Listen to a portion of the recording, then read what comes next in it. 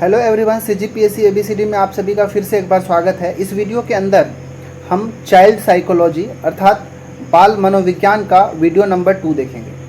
पहले भी मैं इस बाल मनोविज्ञान का एक वीडियो अपलोड कर दिया था जिसमें मैंने टॉप 20 इम्पोर्टेंट जो एमसीक्यू है उसका डिस्कशन किया था। इस वीडियो के अंदर भी हम बाल मनोविज्ञान से संबंधित टॉप 20 एमसीक्यू को देखेंगे। ठीक है, हॉस्टल वार्डन के लिए एक स्पेशल टॉपिक दिया गया है। शिक्षक भर्ती के एग्ज़ाम में पूछे जाते हैं C TET, TET, CG TET या फिर जितना भी शिक्षक भर्ती का एग्ज़ाम होता है, चाहे जिस भी स्टेट का हो या सेंट्रल लेवल का हो या फिर स्टेट लेवल का हो, वहाँ पर बाल मनोविज्ञान से टॉपिक से जो क्वेश्चन जो है पूछे ही जाते हैं। ठीक है, तो ये हमारा वीडियो नंबर 2 है, तो बने रहे वीडियो के लास्ट तक। इस वीडियो के अंदर भी हम 20 बहुत ही महत्वपूर्ण एमसीक्यू को देखेंगे। और हाँ, आप पेन पेपर लेकर बैठें, कुछ इंपॉर्टेंट फैक्ट अगर एक्स्ट्रा लगे तो आप उसको नोट डाउन कर सकते हैं। और इस वीडियो का पीडीएफ अगर आपको चाहिए तो आप हमारा टेलीग्राम चैनल में जाके सर्च कर सकते हैं सीजीपीएससी एबीसीडी और वहाँ से आके आप ज्वाइन कर लें। ठीक है, इस वीडियो का पीडीएफ जो है आपको वहाँ पे मिल जाएगा। हाँ, जो पीडीएफ होगा उसमें आंसर टिक नहीं किया हुआ होगा, यह आपकी जिम्मेदारी होगा कि इस वीडियो को देख के आप आंसर को टिक कर सकते हैं। ठीक है, चलिए हम शुरू करते हैं और क्वेश्चन नंबर 1 की ओर बढ़ते हैं। पहला क्वेश्चन है कि यह कथन किसका है कि शिक्षा से मेरा अभिप्राय बालक एवं मनुष्य के शरीर, मस्तिष्क एवं आत्मा के सर्वोत्तम शब्द की अभिव्यक्ति है। किसने कहा था इस कथन को? Crow and crow, Mahatma Gandhi, doctor Radhakrishnan या फिर पंडित जवाहरलाल नेहरू? किसने इस कथन को कहा था? ठीक है, तो इसका सही आंसर है option number B, Mahatma Gandhi ji ने इस कथन को कहा था। ठीक है, उनका कहना था कि अगर शिक्षा ऐसी होना चाहिए जो किसी बालक के या फिर किसी मनुष्य के शरीर, मस्तिष्क और आत्मा सब के, मतलब शरीर हो, मस्तिष्क हो और आत्मा, उसके लिए सर्वोत्तम शब्द की अभिव्यक्ति होनी चाहिए, उस शारीरिक सभी का विकास होना चाहिए, ऐसा उनका कथन था। ठीक है ना, तो इसका आंसर क्या था? महात्मा गांधी। ठीक है, चलिए दूसरा प्रश्न देखते हैं। दूसरा प्रश्न है कि साइकोलॉजी शब्द की उत्पत्ति किस भाषा से हुई है? यूनानी भाषा, फारसी, फ्रेंच या फिर लैटिन? किस भाषा से इस साइकोलॉजी शब्द की उत्पत्ति हुई है? ठीक है, साइकोलॉजी का स्पेलिंग देख लीजिए, PSYCHOLOGY, ये साइकोलॉजी का स्पेलिंग है। यहाँ पे P साइलेंट होता है। ठीक है, इंग्लिश में भी कई बार से साइकोलॉजी का स्पेलिंग पूछ लिया जाता है। ठीक है, तो जो साइकोलॉजी शब्द है वो यूनानी भाषा से इसकी उत्पत्ति हुई है। यूनानी या कई बार से आपको ग्रीक भाषा भी देखने को मिलेगा। ठीक है, तो ये दोनों में से जो भी होगा आप उसको टिक कर देंगे। ठीक है, तो चाहे यूनानी हो या फिर ग्रीक हो, इनमें से जो कुछ भी ऑप्शन में रहेगा आप उसको टिक कर दीजिएगा, आंसर हो जाएगा। देखिए, जो साइकोलॉजी है ये 2 शब्दों से मिलकर बना है। एक है साइको, PSYCHO, हिंदी में भी मैं इसको लिख देता हूँ साइको, और जो दूसरा इसमें आपको लास्ट में दिख रहा है ये साइको तो हो गया, इधर लॉगी, मतलब ये लॉगस शब्द से बना हुआ है। ठीक है, किससे? लॉगस, तो साइकोलॉगस। साइको का मतलब यहाँ पे होता है, यहाँ पर इसका मतलब होता है आत्मा कह लीजिए या फिर मन कह लीजिए। ठीक है, आत्मा या फिर मन, साइको का मतलब ये हो गया। ठीक है, आत्मा अर्थात मन, ऐसे भी कह सकते हैं। साइको शब्द का अर्थ क्या हुआ? आत्मा अर्थात मन। ठीक है, और वहीं जो लोगस शब्द है उसका मतलब है अध्ययन करना। ठीक है, लोगस का क्या मतलब हो गया? अध्ययन करना, या फिर इसका सीधी सा मतलब होता है मनोविज्ञान। साइकोलॉजी का मतलब क्या हो गया? मनोविज्ञान, मतलब मन का विज्ञान। इसी को और अगर तोड़ेंगे तो मन का विज्ञान, साइकोलॉजी का मतलब हो गया। ठीक है, मनोविज्ञान के अंदर इसको ना कई बार से इसको आत्मा का भी विज्ञान कहा जाता है। ठीक है, कई सारे ऐसे दार्शनिक आएंगे जो इसी को मन का विज्ञान भी कहा, कुछ लोगों ने इसे आत्मा का विज्ञान कहा। ठीक है, तो मनोविज्ञान के अंदर मानव व्यवहार, ठीक है, मनोविज्ञान के अंदर कौन कौन विषयों पर अध्ययन किया जाता है? तो याद रखिएगा, यहाँ से एग्जाम में क्वेश्चन एक बार पूछा गया है कि मानव विज्ञान के अंदर मानव व्यवहार और कह सकते हैं कि पशुओं का व्यवहार। ठीक है, मानव व्यवहार के साथ साथ पशुओं का व्यवहार, ये दोनों विषयों का अध्ययन किया जाता है। इसको आप याद करके रखेंगे। ठीक है, उम्मीद है आपको साइकोलॉजी शब्द का उत्पत्ति कहाँ से हुआ, उसका क्या क्या विषय है जिस पे अध्ययन किया जाता है, आपको पता चला होगा। ठीक है, चलिए तीसरा प्रश्न है कि किसने मनोविज्ञान को आत्मा का विज्ञान कहा है? ठीक है, अब यहाँ पे समझिए, मैंने पीछे बताया था कि कुछ लोग उसे आत्मा का विज्ञान कहते हैं, कुछ लोग उसको मन का विज्ञान कहते हैं। ठीक है, तो किसने मनोविज्ञान को आत्मा का विषय विज्ञान माना है? अरस्तु, प्लेटो, डेकार्टे, एक्चुअली ये डेकार्ट नहीं डेकार्टे है, और उपरोक्त सभी। किसने मनोविज्ञान को या फिर साइकोलॉजी को आत्मा का विज्ञान कहा है? किसने कहा है? तो इसका जो सही आंसर है ऑप्शन नंबर डी। ठीक है, अरस्तु, प्लेटो, डेकार्टे, ये जितने भी यूनानी दार्शनिक हुए, ठीक है, कितने मतलब जो यूनानी दार्शनिक हैं, जो ग्रीक के दार्शनिक हो गए या फिर यूनानी जो दार्शनिक है, दोनों सेम ही है ना, अलग कुछ नहीं, यूनानी और ग्रीक सेम ही है। तो यूनानी जितने भी दार्शनिक हुए उन्होंने मनोविज्ञान को आत्मा का विज्ञान की संज्ञा दी है। ठीक है, एक और भी अरस्तु, प्लेटो और डेकार्टे के बाद एक और भी याद रखिएगा दार्शनिक है जिनका नाम है गैरिट। ठीक है, क्या नाम है? गैरिट। इन्होंने भी ये भी यूनान के ही हैं, इन्होंने आत्मा का विज्ञान का नाम दिया है। ठीक है, देखिए मनोविज्ञान की उत्पत्ति दर्शन शास्त्र से हुई है, याद रखिएगा। मनोविज्ञान की उत्पत्ति, अगर आप ऐसा क्वेश्चन पूछ दे कि भाषा का तो हमको समझ में आ गया कि यूनानी भाषा से हुआ, लेकिन अगर पूछ दे कि मनोविज्ञान की उत्पत्ति किस शास्त्र से हुई है, तो याद रखिएगा दर्शन शास्त्र। ठीक है, मनोविज्ञान की उत्पत्ति किससे? दर्शन शास्त्र से हुआ है। ठीक है ना, याद रखिएगा। फिलॉसफी भी कहते हैं, फिलॉसफी। ठीक है, जो दार्शनिक होते हैं वही इन गूढ़ बातों का ही एक्सप्लेनेशन कर सकता है। ठीक है, तो ये दार्शनिक जो लोग होते थे उन्होंने ही दर्शन शास्त्र के माध्यम से मनोविज्ञान है इसकी उत्पत्ति की थी, ऐसा समझ लीजिए। तो यूनानी जो दार्शनिक थे उन्होंने मनोविज्ञान को आत्मा का विज्ञान कहा है। वहीं जो इटली के वैज्ञानिक थे, ठीक है, यहाँ पे कुछ मैं फैक्ट इंक्लूड कर रहा हूँ, जो इटली के वैज्ञानिक थे, सॉरी इटली के दार्शनिक जो थे वो मन व मस्तिष्क का विज्ञान कहते थे। ठीक है, याद रखिएगा, मन और मस्तिष्क। ठीक है, मन और मस्तिष्क का विज्ञान कहते थे। ठीक है, कि कौन? इटली के लोग।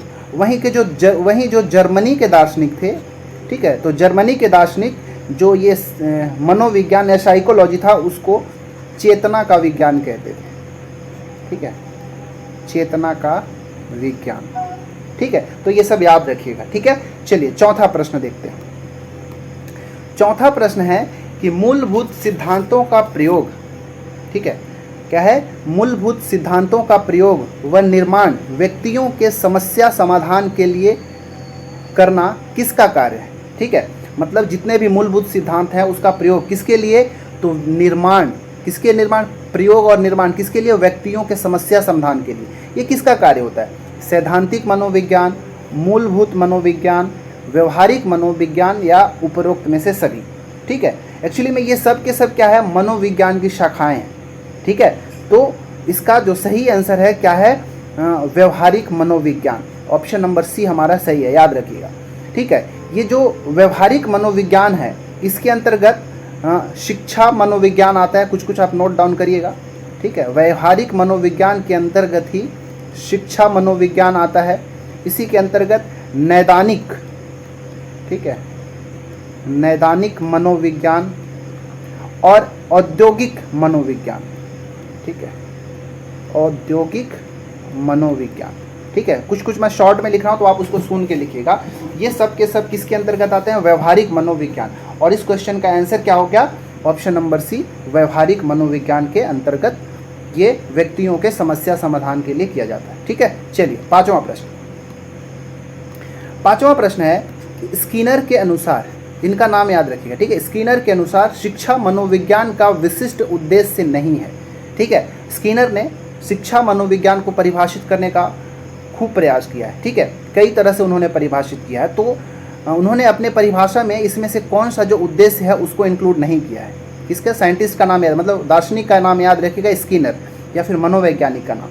सामाजिक संबंधों के स्वरूप को जानना, शिक्षण की समस्या का समाधान करना, तथ्यों और नियमों का संग्रहण करना, बालक के व्यवहार को परिमार्जित करना। इसमें से कौन सा जो है इनके अनुसार शिक्षा मनोविज्ञान का विशिष्ट उद्देश्य में शामिल नहीं किया गया है? तो इसका right answer option number C, तथ्यों और नियमों का संग्रहण करना। मतलब शिक्षा मनोविज्ञान ये नहीं कहता कि आप फैक्ट को, चाहे रूल्स को, इन सबको संग्रहण कर ले, रट ले, याद कर ले। ठीक है, इसका जो मुख्य उद्देश्य होना चाहिए सामाजिक संबंधों के स्वरूप को जानना होना चाहिए, शिक्षण की समस्या का समाधान होना चाहिए और बालक के व्यवहार को परिमार्जित करना होना चाहिए। इसीलिए इसका आंसर ऑप्शन नंबर सी हो गया, ये उद्देश्य नहीं होना चाहिए। ठीक है, लेकिन एक चीज़ याद रखिएगा, जो स्किनर थे इन्होंने शिक्षा, अगर आपसे पूछ देगा कि स्किनर ने शिक्षा मनोविज्ञान के उद्देश्यों को कितने भागों में बांटा है, क्या बोल रहा हूँ कि स्किनर ने शिक्षा मनोविज्ञान के उद्देश्यों को कितने भागों में बांटा है, तो 2 भागों में। ठीक है, याद रहेगा, स्किनर ने शिक्षा मनोविज्ञान के भागों को, उद्देश्यों को 2 भागों में बांटा है। वहीं एक और मनोवैज्ञानिक का नाम याद रखिएगा, लिंडग्रेन। ठीक है, लिंडग्रेन, इन्होंने शिक्षा मनोविज्ञान के को 3 क्षेत्रों में बांटा है। ठीक है, किसने 3 क्षेत्रों में बांटा है। ठीक है, तो इसका आंसर क्या हो गया, ऑप्शन नंबर सी हो गया। एक चीज़ और याद रखिएगा कि अगर आपसे पूछेगा कि बालक का सर्वांगीण विकास किस में निहित है, तो शिक्षा मनोविज्ञान में निहित है। ठीक है, शिक्षा मनोविज्ञान में क्या निहित है, बालक का सर्वांगीण विकास। ठीक है, आगे इससे संबंधित और भी क्वेश्चन मिलेंगे। तो अगर आपसे पूछेगा कि बालक का सर्वांगीण विकास किस में निहित है, तो वो याद रखिएगा शिक्षा मनोविज्ञान में निहित है। देखिए, कई लोगों को ये लगेगा कि सर मैं शिक्षण शास्त्र क्यों आप पढ़ाने लगे, क्योंकि किसी ने कमेंट किया था कि आप बाल मनोविज्ञान को पढ़ाएं, शिक्षण शास्त्र को क्यों पढ़ा रहे हैं। देखिए भाई, थोड़ा सा पार्ट जो शिक्षण शास्त्र का होगा वो मनोविज्ञान से संबंधित है। अगर आप मनोविज्ञान का पढ़ेंगे तो आपको शिक्षण शास्त्र थोड़ा बहुत ज़रूर पढ़ना पड़ेगा। ठीक है, तो इसलिए अब उसको अलग मत समझिए, क्योंकि जब भी आप कुछ पढ़ने लगेंगे, चाहे अगर बाल मनोविज्ञान पढ़ेंगे तो आपको शिक्षण शास्त्र पढ़ना पड़ेगा, अगर आप शिक्षण शास्त्र पढ़ेंगे तो बाल मनोविज्ञान भी पढ़ना पड़ेगा। आप दोनों एक ही सिक्के के 2 पहलू, आप ऐसा समझ लीजिए। ठीक है, चलिए अब 6वां प्रश्न की ओर बढ़ते हैं। 6वां प्रश्न है कि बालकों में शिक्षा के लिए खेल प्रणाली, ठीक है, इसी कह लीजिए कि गेम सिस्टम। ठीक है, गेम सिस्टम, बालकों में शिक्षा के लिए खेल प्रणाली का जन्मदाता किसे माना जाता है। ठीक है, देखिए होता ही है कि जो बच्चे हैं, अगर बच्चों को डायरेक्ट आप बहुत बड़ी हैवी चीज़ें सिखाना शुरू कर दें तो सीखेंगे नहीं, लेकिन अगर आप उनको खेल कूद के माध्यम से सिखाएं, गेम सिस्टम के माध्यम से सिखाएं, तो वो बहुत जल्दी किसी भी चीज़ को ग्रैब करते हैं, बहुत जल्दी किसी चीज़ को सीखते हैं। ठीक है, इसीलिए बालकों में शिक्षा के विकास के लिए खेल सिस्टम का शुरुआत किया गया था। तो इस खेल सिस्टम जो मतलब खेल पद्धति या फिर खेल प्रणाली की जो शुरुआत हुआ, उसका जन्मदाता किसे माना जाता है, रायबर्न को, मॉरिसन को, थॉमस एम रसदक को, या फिर फ्रोबेल को, किसे माना जाता है। ठीक है, बताइए इसका आंसर क्या माना जाता है। देखिए यहाँ पे थोड़ा सा, यहाँ पे अगर ऑप्शन के हिसाब से चलेंगे तो इसका ऑप्शन नंबर डी सही होगा, फ्रोबेल को। इनका पूरा नाम है फ्रेडरिक फ्रोबेल। ठीक है, फ्रेडरिक फ्रोबेल, इनको ही खेल प्रणाली का जन्मदाता माना जाता है। ठीक है, लेकिन याद रखिएगा एक चीज़, अगर ये ऑप्शन में फ्रेडरिक फ्रोबेल दिया हो, अगर एक और ऑप्शन दिया हो, मान लो मैं यहाँ पे ऑप्शन का नाम लिखता हूँ, Henry Caldwell cook. Henry Caldwell cook. ठीक है, हेनरी कॉल्डवेल कुक, अगर ये नाम दिया हो तो आपको ये मारना है। ठीक है, अगर ये दोनों में से, अगर दोनों ऑप्शन में दिया हो तो आपको हेनरी कॉल्डवेल कुक को मारना है। ठीक है, क्योंकि ऐसा माना जाता है कि आधुनिक युग में हेनरी कॉल्डवेल कुक जो थे, इन्होंने ही संभवतः वह प्रथम व्यक्ति थे जिसने बाल्य शिक्षा के लिए या फिर या बालक शिक्षा के लिए खेल प्रणाली का शुरुआत किया था। ठीक है, याद रखिएगा, या फिर ये खेल प्रणाली को प्रस्तुत किया था सबसे पहले। ठीक है, इसलिए इनको मारिएगा। लेकिन हुआ ये कि जो खेल प्रणाली है उसको सबसे ज़्यादा संसार में लोकप्रिय किसने बनाया, तो फ्रोबेल ने लोकप्रिय बनाने का कार्य किया। इसीलिए अगर ऑप्शन में अगर ये हेनरी कॉल्डवेल कुक नहीं दिया होगा तो आप फ्रेडरिक फ्रोबेल को बिल्कुल बेझिझक मार सकते हैं। ठीक है, तो याद रखिएगा इस क्वेश्चन को, बहुत इंपॉर्टेंट क्वेश्चन है, एग्जाम में पूछा जाता है और कई बार पूछा जा चुका है। ठीक है, देखिए मैंने पहले भी बताया कि जो बच्चे हैं उनको खेलना जो है उनकी स्वाभाविक प्रकृति होती है। अतः खेल विधि में बच्चों की जो व्यक्तिगत जो आवश्यकता होती है, उनकी जो रुचि होती है, उनकी जो समस्याएं होती है, उन सबको ध्यान में रख के एक ऐसा खेल पद्धति या खेल बनाया जाता है जिससे वो साथ साथ खेलें भी और उसको सीखें भी। ठीक है, तो वही खेल प्रणाली होता है, गेम सिस्टम, जिसका जनक किसको, हेनरी कॉल्डवेल कुक को माना जाता है। अगर ये नहीं होगा तो फ्रोबेल होगा, याद रहेगा। चलिए, ये बिल्कुल अच्छा इंपॉर्टेंट क्वेश्चन है, आप जरूर याद रखेंगे। चलिए अब हम 7वें प्रश्न की ओर बढ़ते हैं। 7वां प्रश्न है कि खेल प्रणाली गेम सिस्टम पर आधारित बाल्य शिक्षण प्रणाली नहीं है। ठीक है, देखिए हमने देखा कि जो खेल प्रणाली है या फिर जो गेम सिस्टम है उसकी जन्मदाता किसको माना गया? तो माना गया किसको?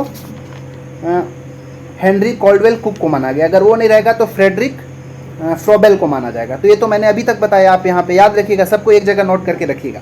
इसी खेल प्रणाली के अंतर्गत कई सारे लोगों ने अलग अलग खेल पद्धति भी दिया जो कि इस खेल प्रणाली के अंतर्गत ही था, जिसमें खेल मतलब शिक्षा को बढ़ावा देने के लिए या फिर बालकों में शिक्षण को बढ़ाने के लिए अलग अलग पद्धति दिया। जैसे किंडरगार्टन पद्धति आपने सुना होगा, मॉन्टेसरी पद्धति, डाल्टन का कार्य प्रणाली या उपरोक्त में से सभी। ये बाल शिक्षण पर कौन सा आधारित नहीं है पूछा है, ठीक है, आपसे पूछा गया है कि कौन सा नहीं है इसके ऊपर, ठीक है। तो देखिए ये क्वेश्चन में थोड़ा सा मिस्टेक हो गया, यहाँ पे नहीं होना चाहिए, ठीक है।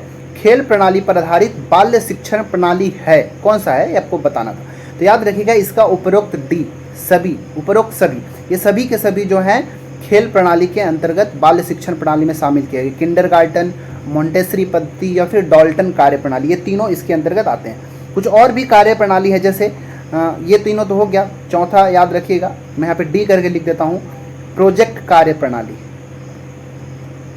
ठीक है, प्रोजेक्ट कार्य प्रणाली, इसी को कार्य योजना कार्य प्रणाली भी कहते हैं, ठीक है। प्रोजेक्ट कार्य प्रणाली हो गया या फिर कार्य योजना प्रणाली भी इसको शॉर्ट में कहा जाता है। और भी याद रख सकते हैं, ह्यूरे वैज्ञानिक या फिर ह्यूरिस्टिक पद्धति कहते हैं, ह्यूरिस्टिक विधि, ठीक है, ह्यूरिस्टिक सिस्टम या फिर ह्यूरिस्टिक मेथड ये भी कहा जाता है, ठीक है, याद रखिएगा। तो ये सब के सब किंडरगार्टन, मॉन्टेसरी, डाल्टन कार्य प्रणाली, प्रोजेक्ट कार्य प्रणाली और ह्यूरिस्टिक विधि, ये सब के सभी खेल प्रणाली के अंतर्गत आते हैं, ठीक है। तो ये पांचों का नाम याद रखिएगा, आपसे इस तरह से क्वेश्चन पूछा जा सकता है, ठीक है। चलिए आठवां प्रश्न अब हम देखते हैं। आठवां प्रश्न है कि किस विधि में बालकों को बाल गीतों और उपहारों के माध्यम से शिक्षा दी जाती है, ठीक है। ये बहुत ज़्यादा इंपॉर्टेंट क्वेश्चन है। खेल प्रणाली से संबंधित जितनी भी प्रणालियां हैं, मॉन्टेसरी, किंडरगार्टन, ह्यूरिस्टिक, प्रयोजन प्रणाली या फिर डाल्टन प्रणाली, इसमें से कौन सी ऐसी प्रणाली है या विधि है जिसमें बालकों को बाल गीतों और उपहारों के माध्यम से शिक्षा दी जाती है? इसका सही आंसर क्या होगा बताइए।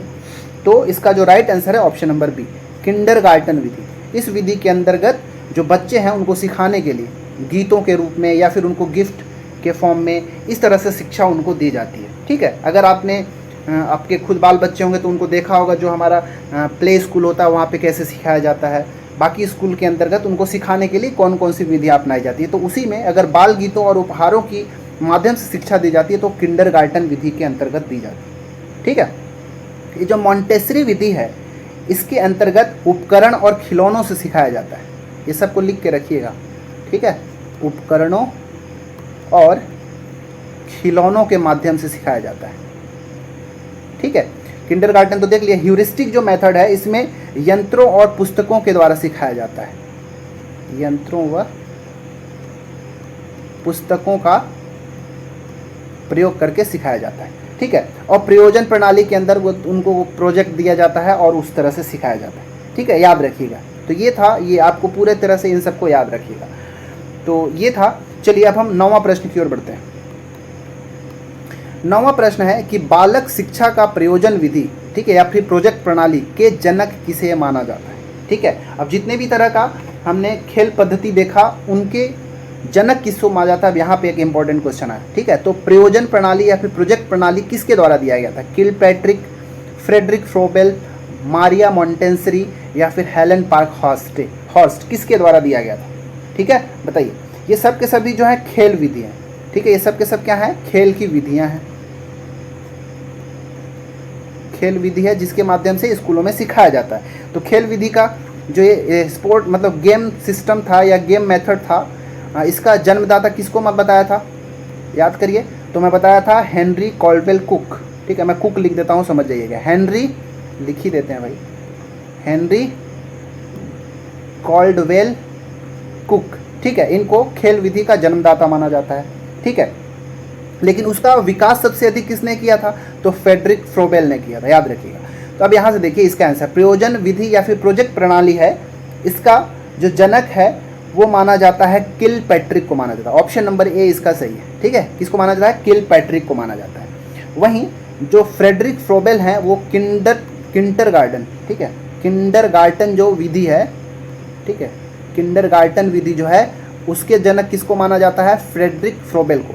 अगर आपसे क्वेश्चन में पूछा जाए कि जो खेल विधि है उसके लिए सबसे अधिक कार्य किसने किया, उसको प्रोत्साहित करने के लिए सबसे अधिक कार्य किसने किया, तो फ्रेडरिक फ्रोबेल ने ही किया था, ठीक है। इन्होंने किंडरगार्टन विधि का प्रयोग करके सबसे अधिक खेल विधि को प्रसारित किया था, ठीक है, याद रखिएगा। तो प्रयोजन विधि को किसने? किलपैट्रिक ने। मारिया मॉन्टेसरी तो आप समझ में आ गया हो कि मॉन्टेसरी विधि जो है, ठीक है, खेल पद्धति का जो मॉन्टेसरी विधि है उसका जनक किसे माना जाता है? मारिया मॉन्टेसरी को माना जाता है, ठीक है। इसके बाद हेलन पार्क हास्ट, ये डाल्टन विधि, ठीक है, हमने बताया था डाल्टन विधि जो होता है उसका जनक कौन है, तो है हेलन पार्क हस्ट, ठीक है। एक ऑप्शन में कई बार से आपसे पूछ दिया जाएगा कि निम्नलिखित में से कौन सा खेल पद्धति के अंतर्गत नहीं आता है, ठीक है, गेम सिस्टम के अंतर्गत नहीं आता, तो आपको सभी तरह के विधियों का ये सब का नाम दे देगा और एक आपको पूछ देगा कि प्रश्नावली विधि, ठीक है, क्या पूछ दिया जाएगा कि प्रश्नावली विधि। तो ये जो बालक शिक्षक का शिक्षण का जो प्रश्नावली विधि है ये खेल विधि के अंतर्गत नहीं आता, ठीक है। तो ये प्रश्नावली विधि जो है इसका खोज किसने किया था, तो वुडवर्थ ने किया था, ठीक है। इसके जो जनक है कौन है? वुडवर्थ हैं, ठीक है। तो ये हमारा 9वां प्रश्न। चलिए अब हम आज का 10वां प्रश्न देखते हैं।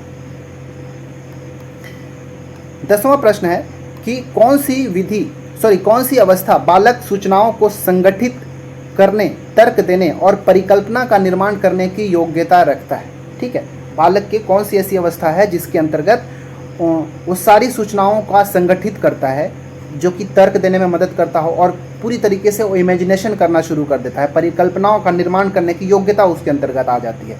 तो ये कौन सा अवस्था है? संवेदी गत्यात्मक अवस्था, पूर्व संक्रियात्मक अवस्था, मूर्त संक्रियात्मक अवस्था या फिर औपचारिक संक्रियात्मक अवस्था? तो इसका राइट आंसर है ऑप्शन नंबर डी, औपचारिक संक्रियात्मक अवस्था के अंतर्गत बालक जो है सूचनाओं को संगठित करने लगता है, तर्क देने लगता है और परिकल्पनाओं का निर्माण करने में सक्षम होने लगता है, ठीक है।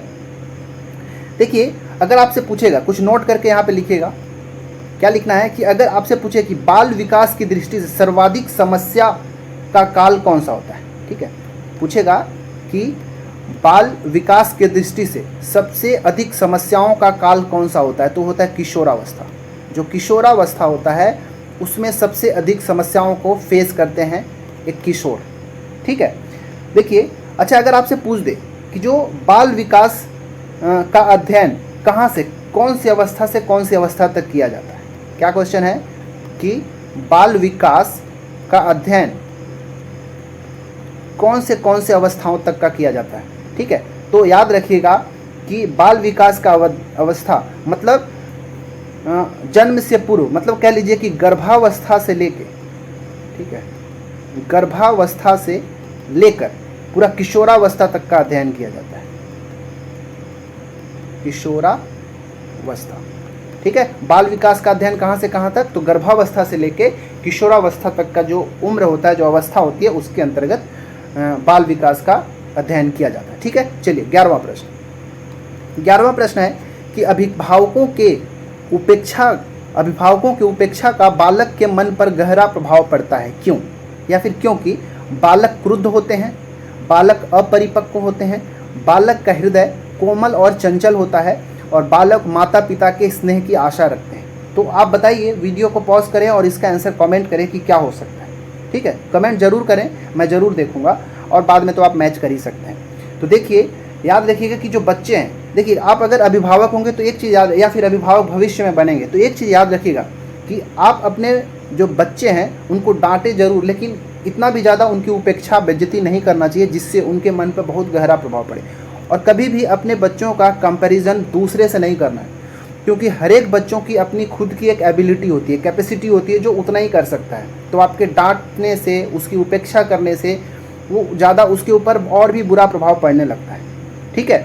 लेकिन जो अभिभावक के ज़्यादा उपेक्षा करने लगते हैं तो उनके प्रभाव बहुत बुरी तरीके से, एक गलत प्रभाव उनके मन पर पड़ता है। और इसका कारण ये कि जो बालक होते हैं अपने माता पिता के स्नेह की आशा करते हैं, ठीक है।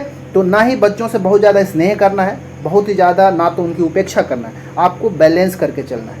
ठीक है, तो याद रखिएगा इसका सही आंसर होगा ऑप्शन नंबर डी, कि बालक जो होते हैं माता पिता के स्नेह की आशा करते हैं और जब उनको डांट दिया जाता है, उनकी उपेक्षा कर दिया जाता है तो उनके मन पर गहरा प्रभाव पड़ता है। इसीलिए इसका आंसर डी सही होगा। ठीक है, चलिए अब हम 12वें प्रश्न की ओर बढ़ते हैं। 12वां प्रश्न है कि किन ग्रंथियों के विकास से बालक के संवेगात्मक व्यवहार में परिपक्वता आ जाता है। ठीक है, याद रखिएगा, किन ग्रंथियों के विकास से बालक के संवेगात्मक व्यवहार में परिपक्वता आ जाता है। थायराइड ग्रंथि, बहिःस्रावी ग्रंथि, अंतःस्रावी ग्रंथि या फिर इनमें से कोई नहीं। तो इसका राइट आंसर है ऑप्शन नंबर सी, अंतःस्रावी ग्रंथियों के विकास से जो बच्चे होते हैं उनमें संवेगात्मक व्यवहार परिपक्व हो जाते हैं, वो बहुत जल्दी गुस्सा होने लगते हैं, उनके अंदर गुस्सा, प्रेम, ये सारा चीज़ उनके अंदर डेवलप होने लगता है। ठीक है, अच्छा ये यहाँ पे एक शब्द आया, वो क्वेश्चन यहाँ से भी पूछा जाता है, मैच्योरिटी। ठीक है, परिपक्वता मतलब मैच्योरिटी। तो ये परिपक्व या फिर मैच्योरिटी जो शब्द है उसको सबसे पहले किसने प्रयोग किया था? तो याद रखिएगा, उस दार्शनिक का नाम याद रखिएगा, गेसेल। ठीक है, गेसेल ने सबसे पहले परिपक्वता शब्द का प्रयोग किया था। ठीक है, चलिए 13वां प्रश्न। 13वां प्रश्न है कि गैरिट के अनुसार बुद्धि कितने प्रकार के होते हैं? ये अच्छा क्वेश्चन। ठीक है, गैरिट के अनुसार बुद्धि कितने प्रकार के होते हैं? 1, 2, 3, 4, कितने प्रकार? तो इसका राइट आंसर है ऑप्शन नंबर सी, 3। 3 प्रकार के जो गैरिट हैं, इन्होंने 3 प्रकार के बुद्धि की बात किया है। कौन कौन सा? तो याद रखिएगा, एक है मूर्त, ठीक है, दूसरा है अमूर्त, और जो तीसरा है वो है सामाजिक। ठीक है, सामाजिक। इन 3 तरह के बुद्धि की बात उन्होंने किया है। ठीक है, अच्छा अगर आपसे पूछेगा कि अगर गणित और जो दार्शनिक के जो विचार होते हैं, ठीक है, क्या बोलता हूँ कि गणित और जो दार्शनिक के विचार जो होते हैं उनकी जो बुद्धि होती है उनको किस कैटेगरी के अंतर्गत रखा जाएगा? ठीक है, तो उसको अमूर्त के अंतर्गत रखा जाता है। ठीक है, जो गणितज्ञ हो गए या फिर जो दार्शनिक होते हैं, इनके विचारों को, ठीक है, इनके विचारों को प्रकट करने वाली जो बुद्धि होती है उसको अमूर्त कैटेगरी के अंतर्गत रखा जाता है। ठीक है, इस अमूर्त के अंतर्गत शब्द, प्रतीक, चिन्हों और चिन्हों के प्रति प्रतिक्रिया करने की योग्यता जो होती है उसी को हम अमूर्त बुद्धि के अंतर्गत रखते हैं। ठीक है, चलिए 14वां प्रश्न देखते हैं। 14वां प्रश्न जो है ये सब कुछ आपकी सोच पर आधारित है। इसका क्या आंसर देंगे आप कमेंट जरूर करें। 14वां प्रश्न है, 14वां नहीं, इसके बाद का मैं क्वेश्चन बताऊंगा। 14वां प्रश्न है कि स्किनर के अनुसार शिक्षा मनोविज्ञान का विशिष्ट उद्देश्य नहीं है। शायद ये क्वेश्चन रिपीट हो गया है। ठीक है, चलिए फिर भी अगर पीछे मैंने रिपीट किया था तो इसका सही आंसर क्या होता? क्वेश्चन है, स्किनर के अनुसार शिक्षा मनोविज्ञान का विशिष्ट उद्देश्य नहीं है। तो शायद इसका हमको पहले देख चाहिए थे, ऑप्शन नंबर सी ही इसका राइट आंसर था, तथ्यों और नियमों का संग्रहण करना।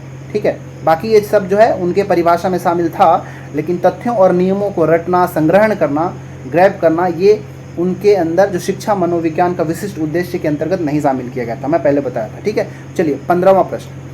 15वां प्रश्न जो है इसको अब ध्यान से आप पढ़िए, पूरा वीडियो को पॉज करके इसके बाद आंसर देने की कोशिश करें कि क्या इसका आंसर हो। ठीक है, क्वेश्चन है कि 7 वर्षीय एक लड़की है जिसका नाम है सीता। ठीक है, उसको हाल ही में साइकिल से गिरने के कारण उसके मस्तिष्क पर चोट लग गई। ठीक है, दुर्घटना के बाद से उसके माता पिता ने उसके भाषा कौशल में कुछ बदलाव देखा। कैसे? उसे सही शब्द ढूंढने में संघर्ष करना पड़ रहा है, निर्देशों का पालन करने में कठिनाई होती है, संवाद करने का प्रयास करते समय वह निराश हो जाती है। तो बताइए कि सीता के संचार में कठिनाई कैसे प्रकट हो रही है? ठीक है, जब वो गिरी साइकिल से तो उसके मस्तिष्क पे चोट लग गया।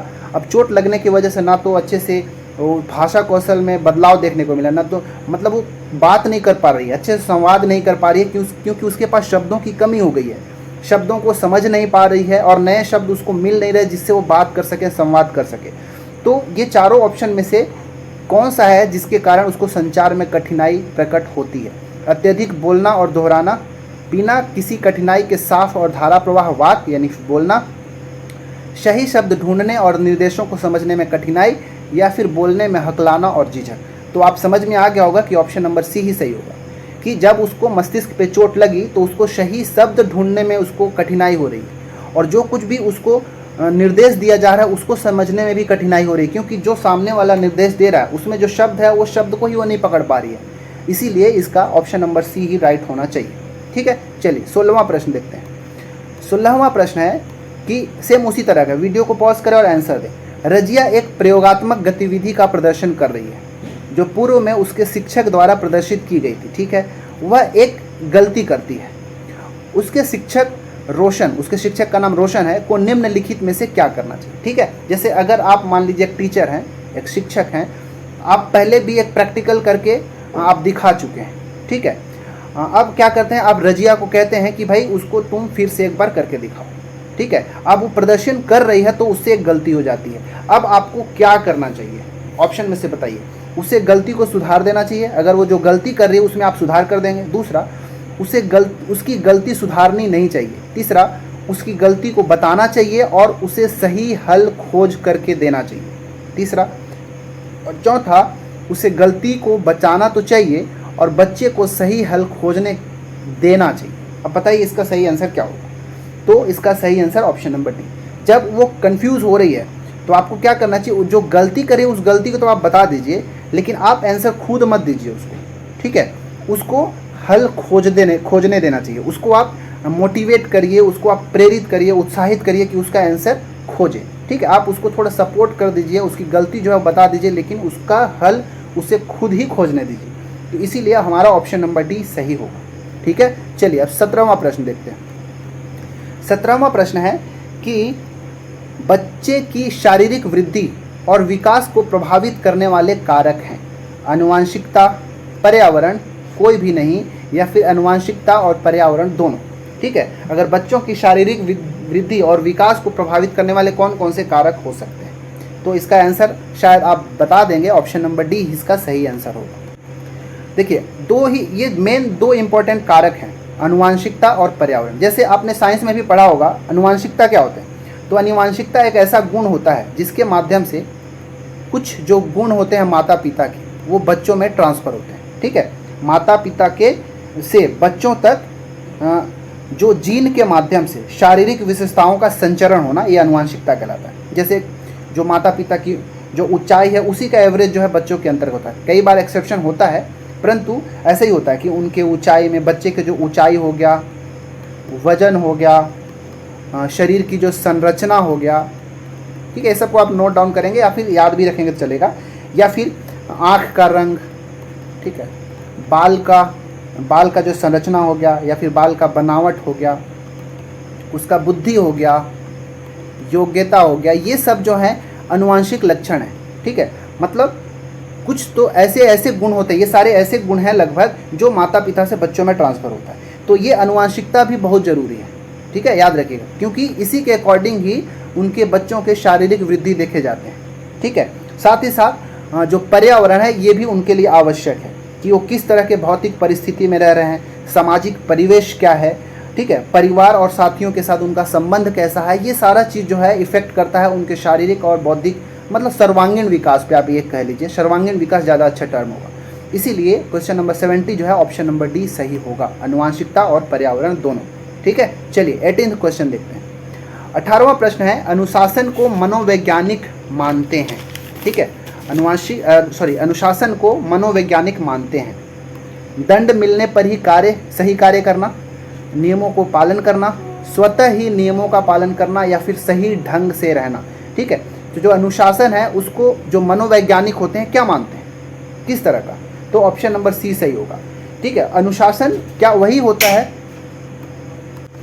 ठीक है, तो जो मनोवैज्ञानिक होते हैं अनुशासन को मानते हैं कि वह स्वतः ही नियमों का पालन करना ही अनुशासन होता है। ठीक है, मतलब जो मनोविज्ञान मानव व्यवहार और मानव व्यवहार के पीछे जो मनोवैज्ञानिक प्रक्रिया होता है उस वैज्ञानिक अध्ययन है। ठीक है, देखिए अगर अनुशासन को समझना है तो आप ऐसे समझते कि किसी व्यक्ति की सफलता का निर्धारण करने के लिए हम अनुशासन को एक आवश्यक कारक मानते हैं। जिस व्यक्ति के अंदर जितनी अधिक अनुशासन होगी, ठीक है, हम ये मानेंगे कि वह उतना ही सफल होगा। बस इसी कारण जो हमारे स्कूल हो गए, कॉलेज है, उसके अंदर डिसिप्लिन या फिर अनुशासन मेंटेन करना आवश्यक होता है, क्योंकि वही वह समय होता है जिसमें उसका जो भविष्य जो है निर्धारण होता है। हालांकि भविष्य का निर्धारण तो बचपन से ही शुरू हो जाता है, परंतु अगर बच्चों में बचपन से ही उसके अंदर अगर डिसिप्लिन डाला जाए तो ये इसका मतलब यही होता है, डिसिप्लिन का मतलब यहाँ पर कि स्वतः ही वह नियम का, अगर कोई व्यक्ति है जो अपना एक खुद नियम बनाता हो, उसको फॉलो करता हो, तो ये उसके लिए एक अनुशासन की बात होगी कि उसके द्वारा बनाया गया जो नियम या अनुशासन होगा वो अपना भविष्य बनाने के लिए होता है। मतलब कहने का कि स्वतः ही नियमों का पालन करना ही अनुशासन कहलाता है। इस चीज़ को आप याद रखिए, ठीक है। चलिए 19वां प्रश्न है, मानसिक और व्यवहारिक स्वास्थ्य के लिए परामर्श मनोविज्ञान के किस शाखा के अंतर्गत आता है?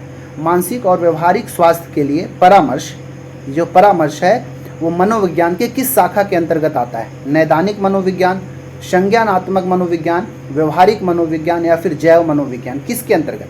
ठीक है, क्वेश्चन समझ में आ रहा है कि जो अगर मानसिक और व्यवहारिक स्वास्थ्य के लिए अगर किसी को परामर्श देना है तो ये परामर्श मनोविज्ञान के किस शाखा के अंतर्गत दिया जा सकता है? मतलब ये जो इस तरह का परामर्श किसके अंतर्गत आता है? विज्ञान के किस, मनोविज्ञान के किस शाखा के अंतर्गत रखा जाएगा? ठीक है, तो बताइए इसका आंसर क्या होगा? तो इसका ऑप्शन ए होगा, नैदानिक। निदान करना मतलब हल करना, परामर्श देके ही तो हल करेंगे, तो आप याद रखिएगा नैदानिक मनोविज्ञान के अंतर्गत आएगा। वहीं जो संज्ञानात्मक मनोविज्ञान है, इसके अंतर्गत मानसिक प्रक्रियाओं का अध्ययन किया जाता है। क्या बोल रहा हूँ कि इसको लिखिएगा, मानसिक प्रक्रियाओं का अध्ययन। ठीक है, मानसिक प्रक्रियाओं का अध्ययन किसके अंतर्गत? संज्ञानात्मक मनोविज्ञान के अंतर्गत किया जाता है। वहीं जो व्यवहारिक मनोविज्ञान है, इसमें विभिन्न प्रकार के अनुबंधन के माध्यम से व्यवहार को समझा जाता है। ठीक है, इसके अंतर्गत व्यवहार को समझा जाता है। और जो जैव मनोविज्ञान है, इसके अंतर्गत मस्तिष्क, ठीक है, जैव मनोविज्ञान के अंतर्गत मस्तिष्क व्यवहार विकास पर शोधन किया जाता है। ठीक है, व्यवहार और विकास पर, ठीक है, मस्तिष्क का व्यवहार और मस्तिष्क के विकास पर शोध किया जाता है। ठीक है, अब मैंने पहले ही बताया कि जो बाल मनोविज्ञान होता है, ठीक है, बाल मनोविज्ञान में जन्म के पूर्व से, मतलब आप कहाँ से कहाँ तक? गर्भावस्था, ठीक है, गर्भावस्था से लेके किशोरावस्था तक, ठीक है, किशोरावस्था तक का अध्ययन किया जाता है। तो गर्भावस्था से लेके किशोरावस्था तक का जो अध्ययन होता है वो इन्हीं सभी शाखाओं के अंतर्गत किया जाता है। ठीक है, याद रखिएगा, इसलिए इन शाखाओं का नाम भी आपको याद रखना जरूरी है। ठीक है, अब हम 20वां प्रश्न में चलते हैं। ये है आज का हमारा टॉप 20 का 20वां प्रश्न। ठीक है, प्रश्न है, शैक्षिक मनोविज्ञान खाली स्थान में सहायक है?